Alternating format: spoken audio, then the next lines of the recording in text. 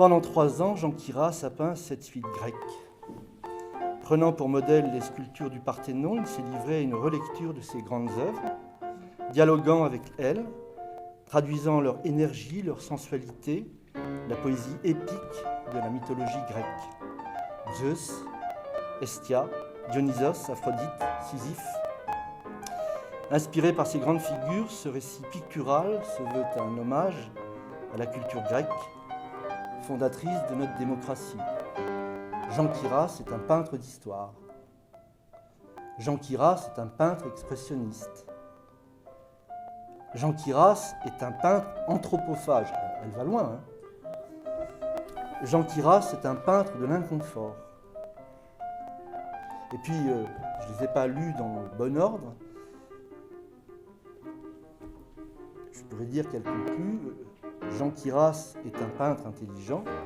C'est bien pour toi. Merci, Béatrice. Merci. Et enfin, ce qui est peut-être la déclaration la plus importante, Jean Quiras est un peintre.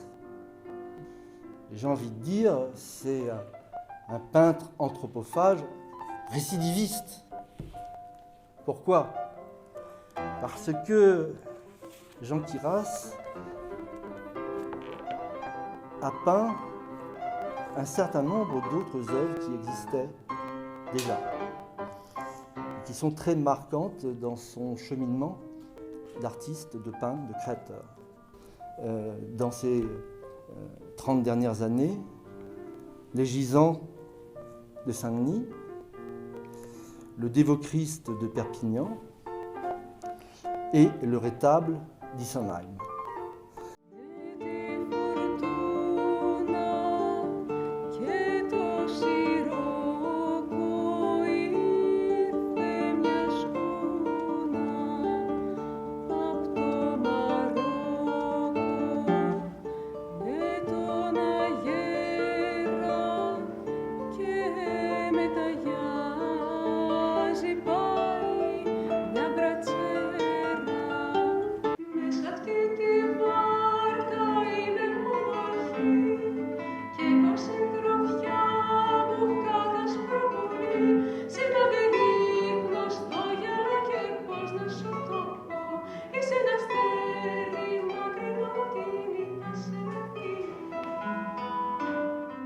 Donc nous nous demanderons,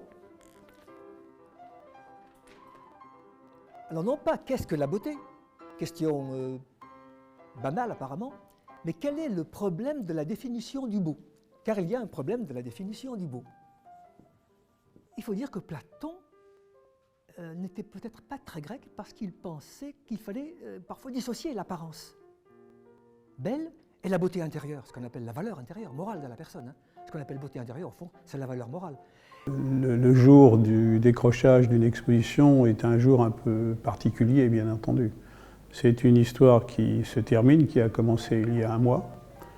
Le bilan de cette exposition, pour moi, est très positif. D'abord, premièrement, ça m'a permis de voir comment se comportent les œuvres hors de l'atelier, ce qui est très important pour un artiste. Tant que les toiles ne sont pas accrochées sur des murs indépendantes de murs de l'atelier, on ne peut pas vraiment se rendre compte de leur force ou de leur faiblesse.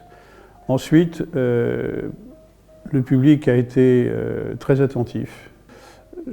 Le retour des gens qui connaissaient mon travail ont été heureux, bien entendu, de voir ce travail de 3 ans réuni, ce qui permettait aussi pour eux de voir un ensemble qu'ils n'avaient vu que partiellement dans l'atelier.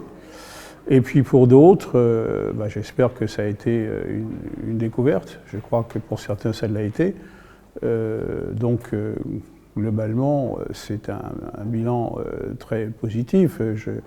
Je reviens une dernière fois sur le fait que la chapelle Saint-Luc et le centre Didier Bien-Aimé m'a accueilli avec beaucoup de gentillesse, beaucoup de sympathie et beaucoup aussi de sérieux. Voilà. Disons que l'exposition a été conforme à ce que j'en attendais. Par contre, il est vrai que, encore une fois, certaines toiles ont recueilli les suffrages parce que certaines sont plus séduisantes, d'autres plus émotionnel. Enfin bon, vous voyez, c'est selon les personnes et selon les publics. Le futur d'une exposition, il est lié évidemment à des projets éventuels. Reste l'idée, je ne désespère pas qu'un jour elle puisse aller en Grèce, mais bon, on verra, ça c'est pas encore gagné, loin de là, mais enfin, des contacts sont établis, donc on verra. Et puis, peut-être aussi, prochainement, peut-être à Montpellier, ce qui serait intéressant, parce que c'est quand même le sud, donc c'est pas encore la Grèce, mais enfin, on est en direction du sud, et puis Montpellier est une ville magnifique, avec une grande culture également, donc je pense que cette exposition devrait peut-être y trouver sa place. Je suis en train de réfléchir déjà à un nouveau travail qui sans doute sera d'ailleurs basé à la fois sur les objets et sur l'écriture. Donc une certaine continuité parce que l'écriture, je dirais les prémices de l'écriture, c'est-à-dire les tablettes assyriennes ou autres, m'ont toujours intéressé, ces styles cuniformes m'ont toujours intéressé. Et je vais sans doute intégrer peut-être cette dimension. Mais pour l'instant, c'est encore un petit peu, c'est un peu flou dans ma tête. Donc on va dire que c'est une reprise très douce.